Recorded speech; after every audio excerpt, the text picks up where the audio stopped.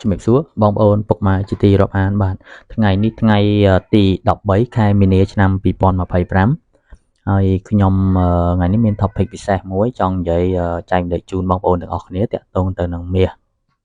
យើងនិយាយពីតម្លៃមាសម្ដងថ្ងៃទី13ខែ3 2025ហ្នឹងណាឃើញថាមាសវាកើនឡើង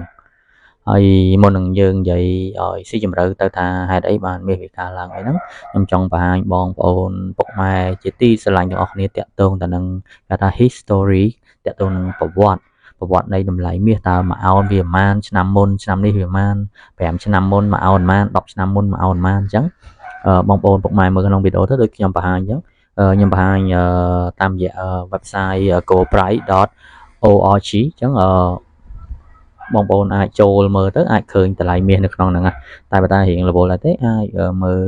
តាមរយៈវីដេអូខ្ញុំដោយសង្ខេបហ្នឹងទៅតែមុននឹងចូលទៅនិយាយរឿងប្រវត្តិតម្លៃមាសអីហ្នឹងមិនខ្ញុំលើកដៃសាពះបងប្អូនពុកម៉ែពីចម្ងាយសូមឲ្យបងប្អូនពុកម៉ែជួយអាចថាចុច like ឬមួយក៏ចុច subscribe channel ខ្ញុំផងហើយនិយាយដោយស្មោះត្រង់ទៅថ្ងៃនេះថតតាមទូរស័ព្ទទេ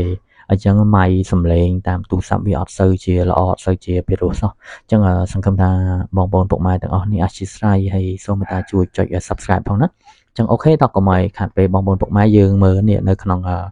graphic ដែលខ្ញុំបង្ហាញតាមរយៈ website goldprice.org ហ្នឹងគឺយើងមើល history វាតាំងពីឆ្នាំ2015ណាឃើញថាមួយអោនវាខ្ទង់1200ហើយមក2016ឡើងដល់2005 2006ហើយដល់2017 18ឡើងបន្តិចឲ្យវាធ្លាក់ចុះដែរតែយើងមើលនៅក្នុងប្រឡោះដូចជាពាក់កណ្ដាលឆ្នាំ2018ក៏វាធ្លាក់មកដល់1100ជាងវិញដែរនេះអញ្ចឹងដល់ពេលឡើងដល់2019ឡើងបន្តិចធ្លាក់ចុះទៀតដែរអញ្ចឹងយើងមើល graphic វាឡើងធ្លាក់តិចឡើងខ្លាំងដល់2022ក្បាលវាខ្ទង់2000ស្ដើងក្នុងមួយអោនណាតម្លៃមាសណាដល់ពេល2000ពាក់កណ្ដាល2022ខែ6ខែ7ក៏វាធ្លាក់ដែរអញ្ចឹងបងប្អូនមើលរហូតនេះឥឡូវ2024រៀងកប់តិចដល់ពេលមកដល់យើងនេះមកដល់2025ហើយយើងមើលកន្លែងគេហៅថា last close $2,939 ក្នុងមួយអោនហើយអញ្ចឹងអានេះគឺតម្លៃមាសក្នុងមួយអោនគឺអាប់ដេតមកដល់ឥឡូវហ្នឹងកំពុងតឡាយហ្មងអញ្ចឹងវាអាចប្រែប្រួលតម្លៃតិចតួចទេឥឡូវវីដេអូខ្ញុំកំពុងនិយាយបងប្អូនពុកម៉ែកំពុងតែស្ដាប់ពេលខ្លះយើងថាតម្លៃវាមួយអោន2939ហ្នឹងក៏អាចឡើងមកតិចទៀតដែរវាអាចឡាយវាពងឡាយអញ្ចឹងវាអាចតម្លៃឡើងមកតិចធ្លាក់មកតិចទៀតហ្នឹងហើយអញ្ចឹងនេះគឺជា history នៃតម្លៃមាសហ្នឹងហើយអញ្ចឹងឥឡូវយើងចូលមក topic យើងថាតើតម្លៃមាសថ្ងៃហ្នឹងហើយវាឡើងវាមិនហេតុផលអីអញ្ចឹងណាតែបើយើងនិយាយតាមទ្រឹស្ដីតាមមេរៀនដែលគេបានបរៀនក៏ដូចជាបទពិសោធន៍ជា history ណាកត្តា 4-5 ចំណុចដែរដែលវាអាច affect វាអាចប៉ះពាល់ទៅដល់មាសធ្វើឲ្យមាសកើនតម្លៃឬក៏មាសធ្លាក់ចុះតម្លៃវាអាចថាវាមានកត្តាខ្លះក៏អាចបណ្ដាលមកពីគេថា economic indicators អាចថាដោយសារតែបញ្ហាសេដ្ឋកិច្ចអតិផរណាអត្រាមានការងារធ្វើ unemployment rate ឬមួយក៏ GDP វាក្រូកម្រិតណាអីហ្នឹងក៏វា influence ទៅដល់តម្លៃមាសដែរវាធ្វើឲ្យមាសឡើងឬក៏ចុះតាមហ្នឹងហើយពេលខ្លះទៅក៏វាតកតងទៅនឹងអត្រាការប្រាក់ដូចគ្នាកាលណាប្រែប្រួលនៅក្នុងអត្រាការប្រាក់ក៏វាជះឥទ្ធិពលធ្វើឲ្យមាសហ្នឹងវាអាចធ្លាក់ថ្លៃឬមួយក៏កើនថ្លៃដូចគ្នាហើយពេលខ្លះក៏តកតនឹងកត្តាភូមិសាស្ត្រនយោបាយដូចគ្នាពេលខ្លះកាលណានៅក្នុងប្រទេសមួយនឹងឬក្នុងតំបន់មួយនឹងពុំមានគេថាស្ថិរភាព stability ឬក៏ instability ហ្នឹងក៏វា affect ទៅដល់តម្លៃមាសដែរព្រោះអីជាទូទៅអ្នកវិនិយោគគេវិនិយោគទៅតំបន់ណាដែលមានសវត្ថភាព long term សម្រាប់ business របស់គេអញ្ចឹងណាតែពេលខ្លះតំបន់ហ្នឹងវាធ្វើឲ្យគេព្យាករណ៍ថាអត់មានសុវត្ថិភាពវា instability សម្រាប់គេអត់ហ៊ានវិនិយោគអញ្ចឹងលុយអត់ដឹងយកទៅណាអញ្ចឹងគេប្រមូលលុយយកអាចថាយកទៅទិញមាសនឹងឯងអញ្ចឹងគឺតម្រូវការទៅលើមាសយើងធ្វើឲ្យមាសឡើងដូចគ្នាអញ្ចឹងកត្តាទាំងអស់ហ្នឹងគឺសិតតែធ្វើឲ្យប៉ះពាល់ដល់តម្លៃមាសឡើងហើយកញ្ចោះដូចគ្នាហើយពេលខ្លះតកតងនឹង supply and demand អញ្ចឹងតម្រូវការហើយនឹងការផ្គត់ផ្គង់អីហ្នឹងក៏វាធ្វើឲ្យមាសឡើងហើយចុះដូចគ្នាអញ្ចឹងយើងដូចយើង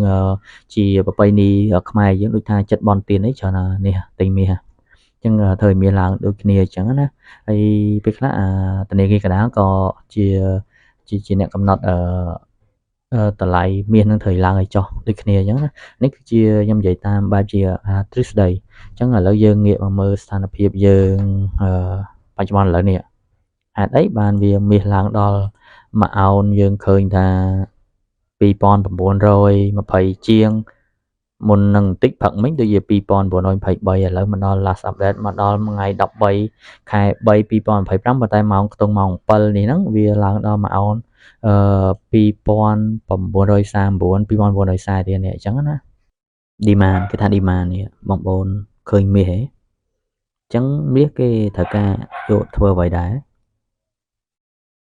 អញ្ចឹងមាសយើងមើលទៅតកតងនឹងខាងអេឡិចត្រូនិកជាប្រទេស chip ជាអីគេយកធ្វើជាផ្នែកមួយក្នុងការធ្វើជាគេហៅ semiconductor ពួកអេឡិចត្រូនិកផាតទូចអស់ហ្នឹងគេត្រូវការមាសហើយគេប្រទេសមាសជា paper gold តែគេត្រូវយកទៅធ្វើជាប្រទេសមាសអាហ្នឹងគឺសិតតាតម្រូវការមាសតកតងនឹងខាង space aerospace នៅខាងលំហអាកាសយានអវកាសអ្នកខាងជាសាសខាងអវកាសគឺមាសគឺគេត្រូវការប្រើអស់ហ្នឹងហើយតកតងខាងវិស័យពេទ្យវិស័យសុខាភិបាលមាសគេត្រូវការយកប្រើនៅក្នុងការព្យាបាលការវះកាត់ជំងឺមហារីកឬក៏យកទៅធ្វើជាឧបករណ៍សម្រាប់វះកាត់អីជាដើមហើយមកយើងមើលទៅខាង dentist ខាងពេទ្យថ្មីក៏គេត្រូវការមាសអញ្ចឹងណាហើយមកតម្រូវការផ្នែកនេះគឺសម្រាប់ការថា physical goal ហ្នឹងហើយអញ្ចឹង80% គឺតម្រូវការមាសហ្នឹងគឺទៅលើខាង physical goal ហ្នឹងដូចយើងដឹងហើយគឺជាការផលិតការរចនានៅក្នុងឧស្សាហកម្មកែច្នៃត្បូងពេជ្រមាសអីហ្នឹងជាគ្រឿងលម្អជាអីហ្នឹងគឺ80%ទៅខាងហ្នឹងហើយហ្នឹងគឺជាតម្រូវការទៅលើមាសចុះហេតុអីបានឥឡូវហ្នឹងមាសកាន់តែឡើងទៅដែលខ្ញុំកំពុងថតវីដេអូជូនពុកម៉ែបងប្អូននេះឡើងទៀតនេះវាពឹងឡាយតម្លៃឡើងទៀតអញ្ចឹងបើយើងគិតទៅជាទស្សនៈរបស់ខ្ញុំដែលយើងសិតតែអ្នកតាមដានព័ត៌មានទាំងអស់គ្នាតកតងនឹង Donald Trump ឡើងជាប្រធានាធិបតីហ្នឹងហើយមានចំនួនតកតងនឹង trade war ជាមួយចិនជាមួយអីហ្នឹងតកតងនឹងការដំឡើងពន្ធមួយកាណាដាជាមួយមិចស៊ីកូជាមួយចិនអីហ្នឹងចំនួនពាណិជ្ជកម្មតកតងការដំឡើងពន្ធតម្លើងអីហ្នឹងគឺវាធ្វើឲ្យអ្នកវិនិយោគមួយចំនួនធំគិតថាมันសូវជាមានសុវត្ថិភាពក្នុងការវិនិយោគទេអញ្ចឹងងាកទៅរកមាសទាំងអស់ហើយអញ្ចឹងវាធ្វើឲ្យភាគច្រើនគេសុខចិត្តយកអោបមាសវិញវាសុវត្ថិភាពជាងវាគឺជា asset មួយដែលមានសុវត្ថិភាពជាងអញ្ចឹងតើកាលណាគេអោបមាសហើយមានថាលុយអត់សូវចេញមានចរន្តក្នុងការវិនិយោគអីទេអញ្ចឹងវាពិតជាប៉ះពាល់ដល់សេដ្ឋកិច្ចហើយអញ្ចឹងបានថាយើងត្រូវតែតាមដានរឿងនេះទាំងអស់គ្នាហើយប្រុងប្រយ័ត្នទាំងអស់គ្នាអញ្ចឹងជាទស្សនៈរបស់ខ្ញុំគិតថាកត្តាធំហ្នឹងគឺដោយសារតែបញ្ហាវាអត់មានស្ថិរភាពនៅក្នុងភូមិសាស្ត្រនយោបាយហើយយើងមើលឃើញទាំងអស់គ្នាតកតងនឹងកាណាដាមិចស៊ីកូចិន USA ជាដើមហ្នឹងគឺមានបញ្ហាតម្លើងពន្ធតម្លើងអីហ្នឹងហើយចឹងកាលណាតម្លើងពន្ធតម្លើងអីហ្នឹងគឺអ្នកវិនិយោគគេអត់បន្ថយទេគេទៅអោបមាសហើយចឹងតែកាលណាអត់សូវមានការវិនិយោគគឺក៏វាអាចផ្នែកមួយប៉ះពាល់ដល់ retail ដែរព្រោះ retail វាកើតឡើងដោយសារអីretail កើតឡើងដោយសារចរន្តចាយតូចហើយអ្នកដែលចាយលុយតូចអ្នកណាអ្នកចាយលុយតូចគឺនិយោកម្មករនិយោជិកអីហ្នឹងហើយអ្នកចាយលុយតូចហើយចុះបើនិយោជកអត់វិនិយោគហ្មងធ្វើម៉េចនិយោជិកបានប្រាក់ខែបានលុយយកមកចាយវាក្នុងលក្ខណៈជា retail ទៅអញ្ចឹងវាប៉ះពាល់សេដ្ឋកិច្ចជាសហូលគឺវាប៉ះពាល់អញ្ចឹងខ្លីទេអត់វែងទេហើយចាំមើលខ្ញុំនឹងសំលុយទិញម៉ៃដែលមានគុណភាពល្អហើយនឹងព្យាយាមនិយាយឲ្យបានច្រើន topic ឲ្យយូរសម្រាប់ពុកម៉ែបងប្អូនស្ដាប់ទាំងអស់គ្នាហើយក៏សូមអធិស្ឋានដែរចំពោះគុណភាពសំឡេងអត់ច្បាស់ហើយបើកន្លែងណាខ្ញុំនិយាយទៅលើសលួសឬខ្វះខាតអីបងប្អូនជួយ comment ជួយរិះគន់ប្រាប់ផងដើម្បីរិះគន់លក្ខណៈស្ថាបនាទៅខ្ញុំធ្វើវីដេអូបន្តទៀតកាន់តែល្អអរគុណជំរាបលាបាទ